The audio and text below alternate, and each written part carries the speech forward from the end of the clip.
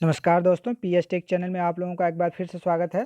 Friends, आज की video में हम लोग टीएसटी पीएचटी के अंतर्गत भूगोल का प्रैक्टिस सेट नंबर 18 हल करेंगे, जो कि घटना चक्र से सभी प्रश्न होंगे फ्रेंड्स। तो फ्रेंड्स, वीडियो को लास्ट तक देखिए और देखिए आप इसमें से कितने प्रश्नों का आंसर दे सकते हैं फ्रेंड्स।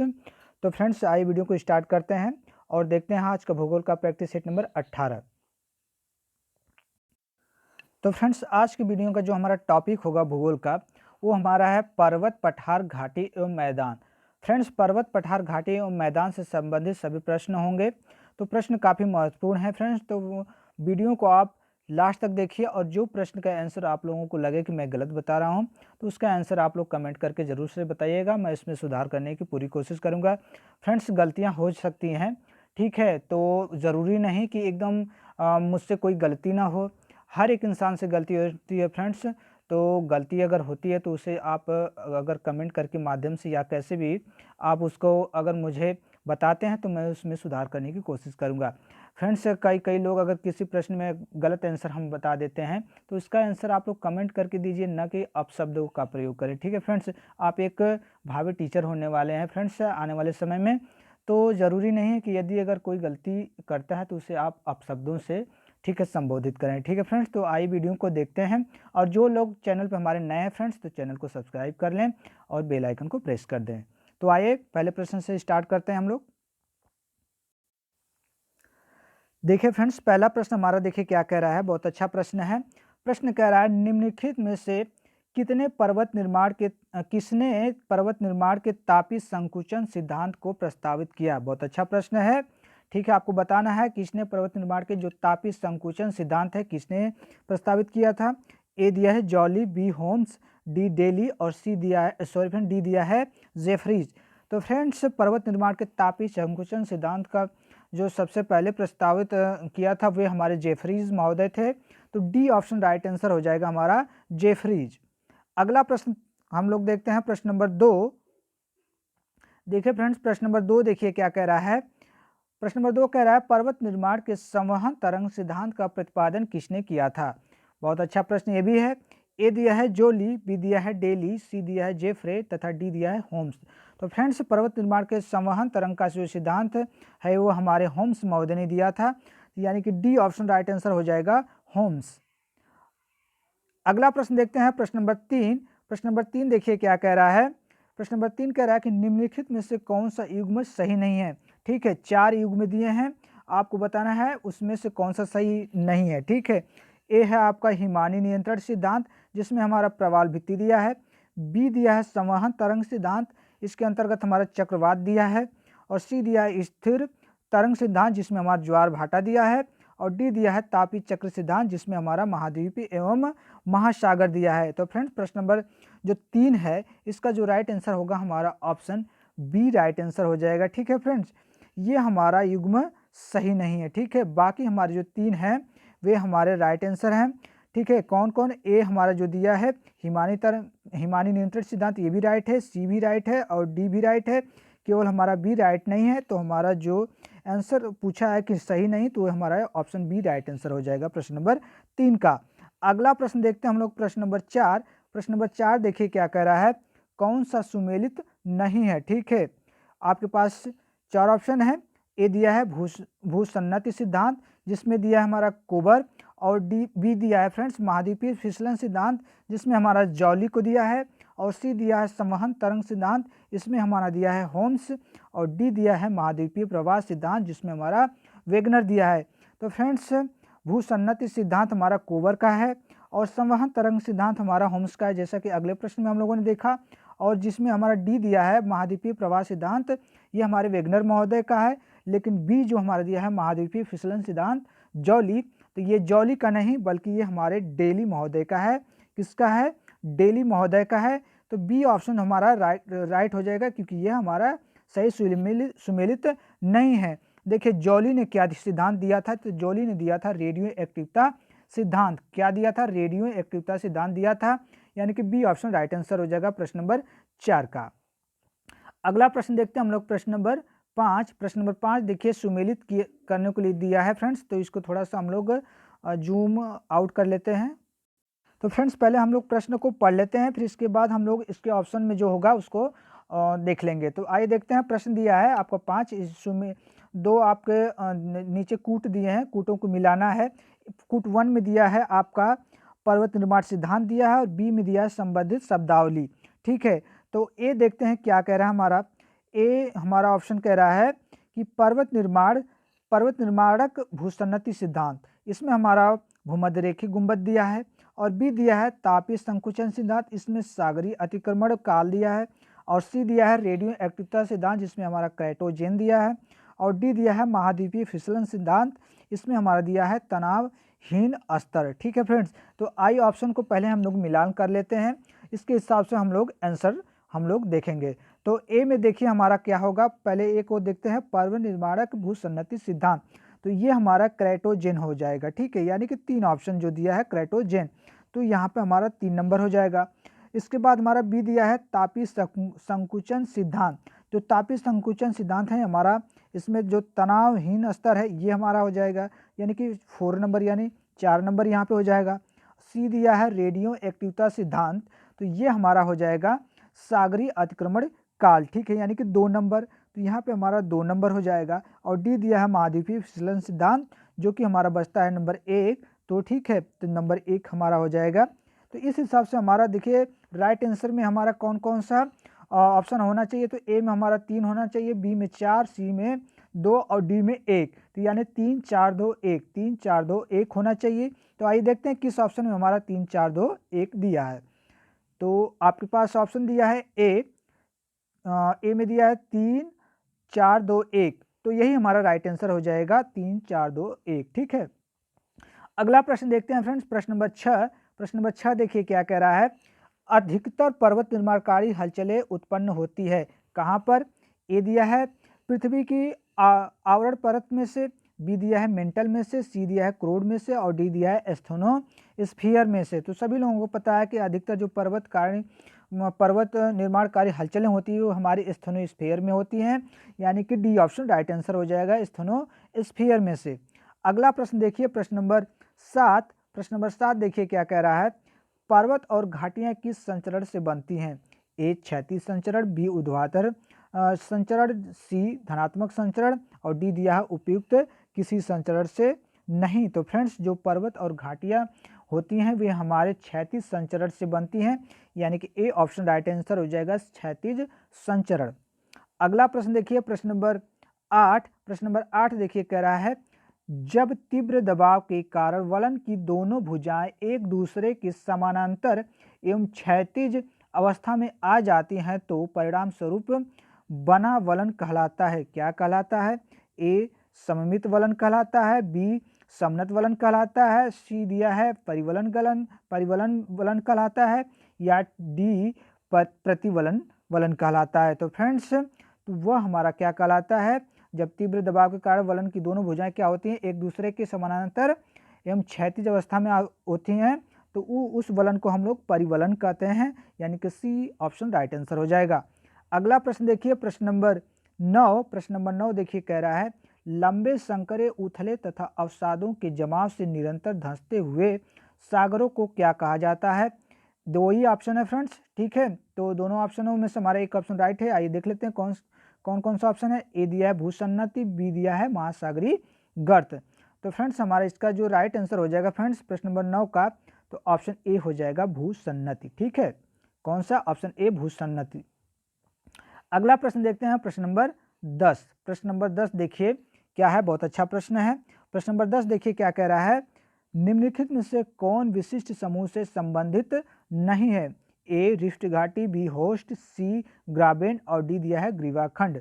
तो फ्रेंड्स देखिए जो रिफ्ट घाटी है और होस्ट है और ग्राबेन, ये क्या होते हैं, भ्रंशन से संबंधित है। ठीक है, भ्रंशन से संबंधित हैं। देखिए जब धरातल के किसी भाग में समानांतर दरारों के बीच का भाग नीचे की ओर जैसे ये क्या होते हैं, नीचे की ओर खिसकता है, धंस जाता है, तो उसमें क्या होता है, हमारे रिफ्ट घाटी होती है। ठीक है, रिफ्ट घाटी बनती है। और जब ऊपर उठ जाता है भाग तो उससे होस्ट कहते हैं। ठीक है, होस्ट कहते हैं, या ब्लॉक पर्वत भी कहा जाता है। और जो देखिए रिफ्ट घाटी और ग्राबेन दोनों एक ही शब्द हैं, ठीक है, कंफ्यूज करने के लिए क्यों दिया है, रिफ्ट घाटी और ग्राबेन दोनों एक ही चीज़ है। और जो हमारा ग्रीवा खंड है फ्रेंड्स, ये इससे संबंधित नहीं है। देखिए ग्रीवा खंड क्या होता है, ग्रीवा खंड को नापे भी कहते हैं, ठीक है फ्रेंड्स, क्या कहते हैं, नापे भी कहते हैं। इसे हम लोग नापे के भी नाम से जानते हैं। अगर ग्रीवा खंड का कहीं ऑप्शन में नापे है तो दोनों एक ही शब्द है, जैसे हमारा रिफ्ट घाटी और ग्राबेन है। तो देखिए ये ग्रीवा खंड क्या होता है, तो ग्रीवा खंड या नापे जो होता है ये तीव्र क्षैतिज संचलन तथा संपीड़न का परिचायक होता है, ठीक है, क्या होता है, परिचायक होता है। तो हमारा क्या संबंधित समूह से भिन्न है, ठीक है, किससे, रिफ्ट घाटी से, होस्ट से, ग्राबेन से भिन्न है। तो हमारा डी ऑप्शन राइट आंसर हो जाएगा, ग्रीवा खंड। अगला प्रश्न देखते हैं, प्रश्न नंबर 11। प्रश्न नंबर 11 देखिए क्या कह रहा है, निम्नांकित में से कौन सा स्थल रूप भ्रंश द्वारा नहीं बनता है। बहुत अच्छा प्रश्न है। देखिए क्या दिया है, ए ग्राबेन, बी होस्ट, सी दिया है भ्रंश घाटी और डी दिया है नापे। तो फ्रेंड्स जैसा कि मैंने बताया कि आपका ग्राबेन और भ्रंश घाटी एक ही चीज है, ठीक है, और होस्ट जो है ये हमारा ब्लॉक पर्वत के अंतर्गत आता है, ठीक है। और नापे जैसा कि हम लोगों ने अभी देखा कि ग्रीवा खंड को कहा जाता है, तो ये क्या है, भ्रंशन से नहीं बनता है। बाकी ग्राबेन, भ्रंश घाटी, होस्ट हमारे भ्रंशन से बनते हैं। तो हमारा राइट आंसर हो जाएगा ऑप्शन डी, नापे। अगला प्रश्न देखिए, प्रश्न नंबर 12। प्रश्न नंबर 12 देखिए क्या कह रहा है, निम्न में कौन एक कथन सही है। ए, एक नति वलन के निर्माण में संपीड़न बल का प्रभाव नहीं होता है। बी दिया है प्रतिवलन में उल्टी भुजाएं कभी क्षैतिज अवस्था में नहीं होती हैं। सी दिया है नति लंबी सर्पण भ्रंशों में तीव्र कगारों का निर्माण होता है। डी दिया है व्युत्क्रम भ्रंश संपीड़न बल के प्रतिफल है। तो इसका क्या आपको चुनना है फ्रेंड्स, सही कथन आपको चुनना है प्रश्न नंबर 12। तो प्रश्न नंबर 12 का देखिए जो राइट आंसर हो जाएगा हमारा, इसमें से पहले देखते हैं।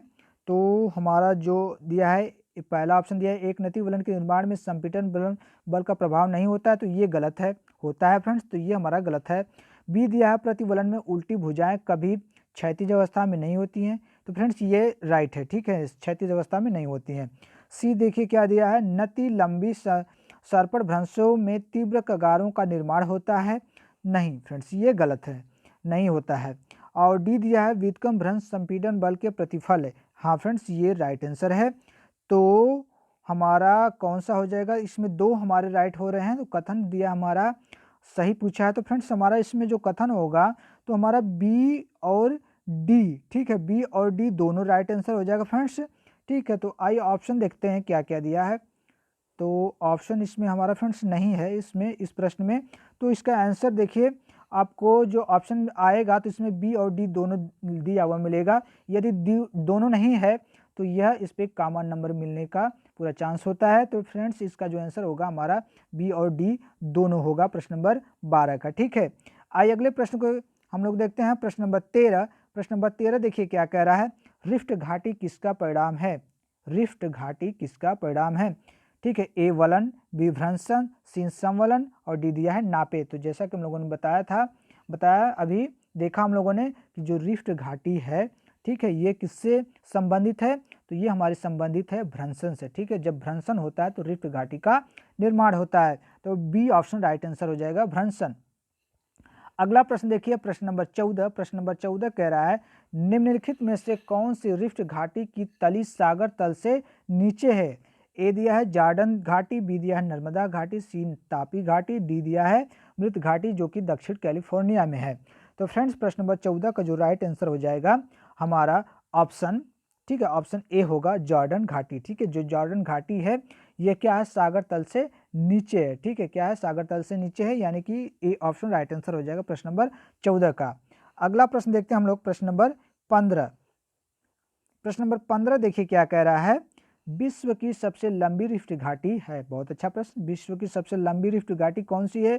ए भारत की नर्मदा घाटी, बी दक्षिणी कैलिफोर्निया की डेथ वैली और सी दिया है जॉर्डन नदी की घाटी और डी दिया है दक्षिणी ऑस्ट्रेलिया की स्पेंसर की खाड़ी। तो फ्रेंड्स विश्व की जो सबसे लंबी रिफ्ट घाटी है वह हमारी जॉर्डन नदी की घाटी है, यानी कि सी ऑप्शन राइट आंसर हो जाएगा। अगला प्रश्न देखते हैं, प्रश्न नंबर 17 देखिए क्या कह रहा है, 16 को स्किप कर दिया गया फ्रेंड्स, ठीक है, प्रश्न वो रिपीटेड था, वो आपका जो था भ्रंश घाटी से संबंधित वो प्रश्न था, इसलिए हमने उसको स्किप कर दिया है। तो आइए देखते हैं प्रश्न नंबर 17, देखिए क्या कह रहा है। दो समानांतर भ्रंशों के बीच उठे हुए भाग को क्या कहा जाता है? बहुत अच्छा प्रश्न। दो समानांतर भ्रंशों के बीच उठे हुए भाग को क्या कहा जाता है? ए अवशिष्ट पर्वत, बी वलित पर्वत, सी ब्लॉक पर्वत और डी दिया है हॉस्ट पर्वत। तो मैंने इसके पहले वाले प्रश्न में बताया था कि जो दो समानांतर भ्रंशों के बीच अगर धंसा हुआ भाग है तो उसे हम लोग रिफ्ट घाटी कहते हैं, और जो ऊपर उठा हुआ भाग होता है उसे हम लोग होस्ट या ब्लॉक पर्वत कहते हैं, यानी कि सी ऑप्शन राइट आंसर हो जाएगा। अगला प्रश्न देखिए, प्रश्न नंबर 18। प्रश्न नंबर 18 देखिए कह रहा है, दो सामान्य भ्रंशों के मध्य उत्थित खंड ब्लॉक कहा जाता है। उत्थित मतलब उठा हुआ, ठीक है, खंड ब्लॉक कहा जाता है, ठीक है, क्या? ग्राबेन, बी दिया है हॉस्ट, सी दिया एक नथाक्ष मोनोक्लाइन और डी दिया है अपनति। तो फ्रेंड्स, जैसा कि मैंने बताया था कि दो सामान्य भ्रंशों के बीच जो उठा हुआ भाग होता है उसे ब्लॉक पर्वत या हॉस्ट कहते हैं, यानी कि बी ऑप्शन राइट आंसर हो जाएगा, हॉस्ट। अगला प्रश्न देखिए, प्रश्न नंबर 19। प्रश्न नंबर 19 देखिए क्या कह रहा है। जब तनाव के कारण भूखंड पर दो समानांतर दरारें पड़ती हैं, तनाव के कारण क्या होता है? भूखंड पर दो समानांतर दरारें पड़ती हैं तथा मध्यवर्ती भाग के दोनों ओर के भूखंड नीचे धंस जाते हैं तथा मध्य भाग खड़ा रहता है, तो उसे कहते हैं, क्या कहते हैं?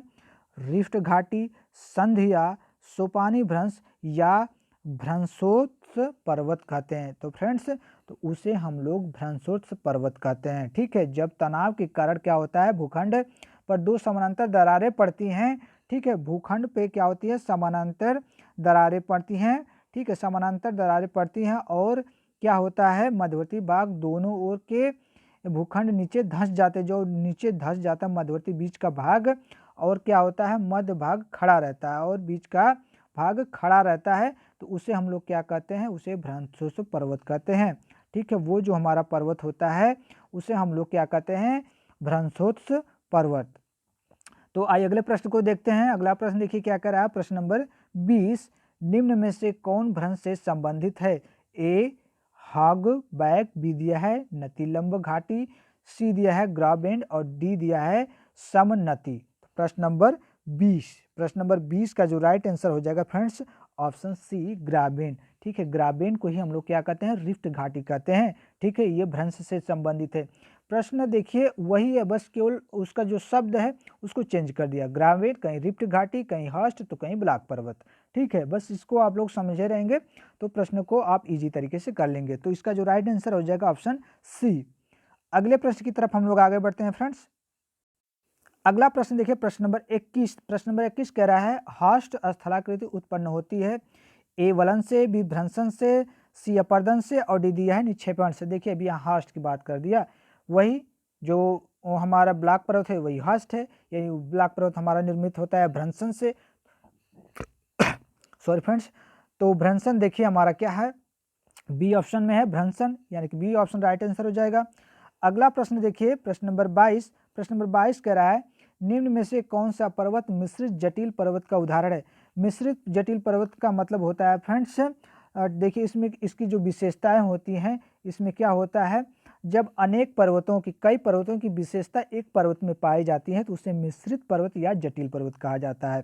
तो ये ऑप्शन देखते हैं, इसमें क्या दिया है प्रश्न नंबर 22 का। ए दिया है मेयान, बी दिया है फ्यूजियामा, सी दिया है सियरा नेवादा और डी दिया है रेनियर। तो फ्रेंड्स, प्रश्न नंबर 22 का राइट आंसर हो जाएगा ऑप्शन सी सियरा नेवादा, ठीक है। Sierra Nevada option C right answer हो जाएगा। देखिए सी जो दिया है सियरा नेवादा, ये कहाँ पे है? ये संयुक्त राज्य अमेरिका में सियरा नेवादा क्या है? पर्वत है, ठीक है। कहाँ पे है सियरा नेवादा? कहाँ पे है? आपका संयुक्त राज्य अमेरिका में। तो राइट आंसर हमारा हो गया ऑप्शन सी। आइए अगले प्रश्न को देखते हैं हम लोग, प्रश्न नंबर 23। प्रश्न नंबर 23 देखिए क्या कह रहा है, निम्नलिखित में से पर्वत निर्माण का सही कालानुक्रम कौन सा है? आपको सही बताना है, ठीक है। आपका पर्वत निर्माण का सबसे पहले कौन आया, फिर इसके बाद यही आपको देखना है। तो ऑप्शन देखिए, ए दिया है अल्पाइन कैलोडोनियन हार्सियन प्रीकैम्ब्रियन और बी दिया है प्रीकैम्ब्रियन हार्सियन कैलेडोनियन अल्पाइन, सी दिया है प्रीकैम्ब्रियन कैलेडोनियन हार्सियन और अल्पाइन और डी दिया है कैलेडोनियन प्रीकैम्ब्रियन अल्पाइन और हार्सिनियन। तो फ्रेंड्स, प्रश्न नंबर 23 का जो राइट आंसर हो जाएगा हमारा ऑप्शन सी हो जाएगा। ठीक है, तो सही कालानुक्रम हमारा कौन सा है? प्री कैम्ब्रियन, कैलेडोनियन, हर्सियन और अल्पाइन, यानी कि सी ऑप्शन राइट आंसर हो जाएगा। अगला प्रश्न देखते हैं, प्रश्न नंबर 24। प्रश्न नंबर 24 देखिए कह रहा है निम्नलिखित में से कौन यूरोप के अल्पाइन पर्वत प्रणाली का विस्तार है? ए यूराल पर्वत, बी काराकोरम पर्वत, सी क्यूनलून पर्वत, डी दिया है काकसेस पर्वत। तो फ्रेंड्स प्रश्न नंबर 24 का जो राइट आंसर हो जाएगा ऑप्शन डी हो जाएगा हमारा काकेसस पर्वत। ठीक है, ऑप्शन डी राइट आंसर हो जाएगा काकेसस पर्वत।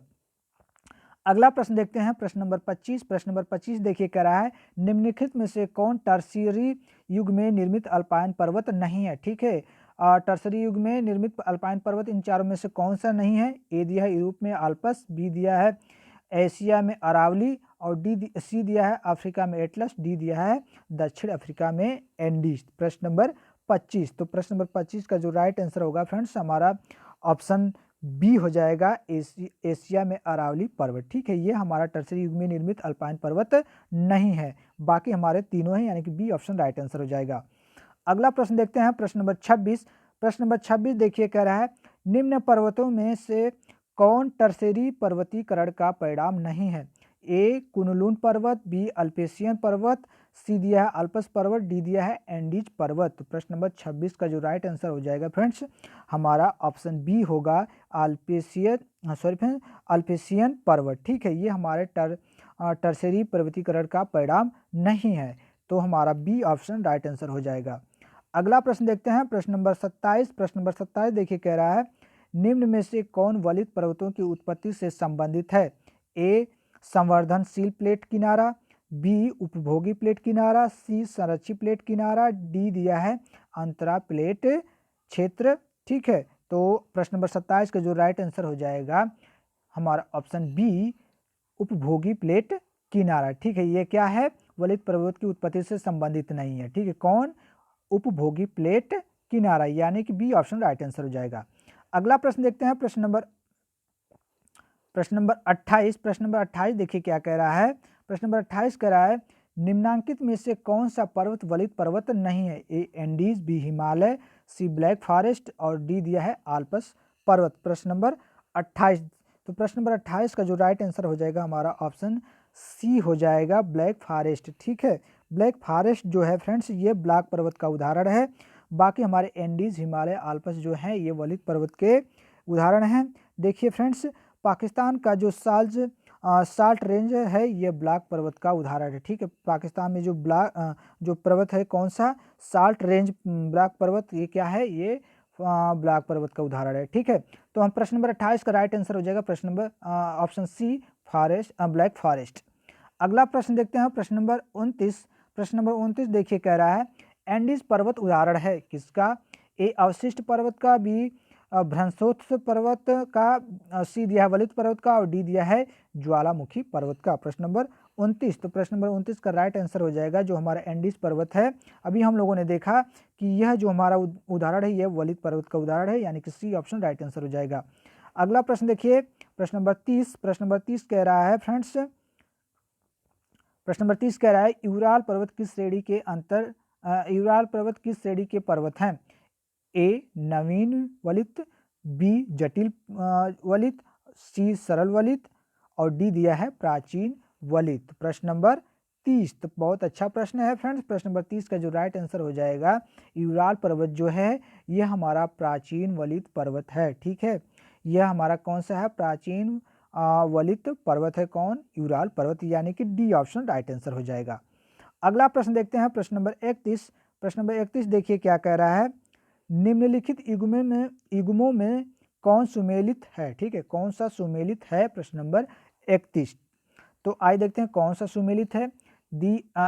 तो दिया है हमारा ए किलिमंजारो चिली दिया है, बी दिया है एल्बुर्ज थाईलैंड, सी दिया है अकोंकागुआ, ठीक है अकांगुआ होगा, अकोंकागुआ कनाडा और डी दिया है माउंट किनाबालू मलेशिया। तो फ्रेंड्स प्रश्न नंबर 31 का जो राइट आंसर हो जाएगा ऑप्शन डी माउंट किनाबालू मलेशिया। ठीक है, यह हमारा सही सुमेलित है, बाकी जो हमारे ये 3 दिए हैं, ये हमारे गलत सुमेलित हैं। तो हमारा जो राइट आंसर हो जाएगा friends option D right answer हो जाएगा। ठीक है, अगला प्रश्न देखते हैं हम लोग, प्रश्न नंबर 32। प्रश्न नंबर 32 देखिए क्या कह रहा है, किलिमंजारो पर्वत स्थित है। बहुत अच्छा प्रश्न है। किलिमंजारो पर्वत जो है ये कहाँ पे स्थित है?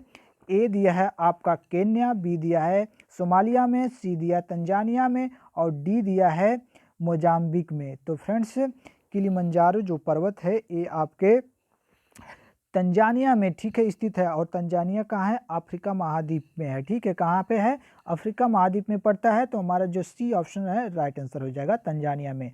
अगला प्रश्न देखते हैं, प्रश्न नंबर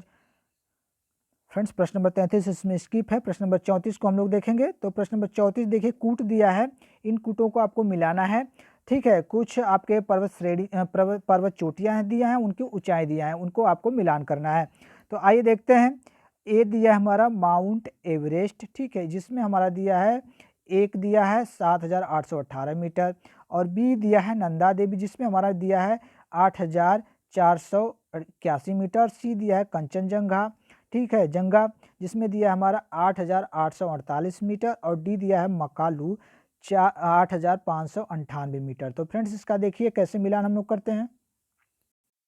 तो फ्रेंड्स जो हमारा माउंट एवरेस्ट है इसकी जो ऊंचाई है, तो इसकी जो ऊंचाई सभी लोगों को पता है कि 8,848, ठीक है, मीटर है। तो 8,048 जो 8,848 मीटर है हमारा ऑप्शन 3 दिया है। ठीक है, इसमें हमारा 3 दिया है तो हमारा 3 नंबर हो जाएगा यहाँ पे। नंदा देवी, देखिए फ्रेंड्स नंदा देवी का जो हमारे ऊंचाई है वो है 7,818 मीटर। ठीक है, कितना है? 7,818 मीटर। तो हमारा 1 नंबर ये दिया है, यानी कि 1 नंबर यहाँ पे हो जाएगा। इसके बाद दिया है कंचनजंगा, तो कंचनजंगा की जो ऊंचाई है वह 8,598 मीटर है, ये जिसमें हमारा 4 नंबर पे है, तो यहाँ पे 4 नंबर हो जाएगा। मकालू, ठीक है फ्रेंड्स, तो मकालू की जो पर्वत चोटी है इसकी जो ऊंचाई है 8,481 मीटर है, तो यानी कि हमारा 2 नंबर पे दिया है, तो यहाँ पे 2 हो जाएगा। तो देखिए, तो ऑप्शन में हमारा क्या होना चाहिए?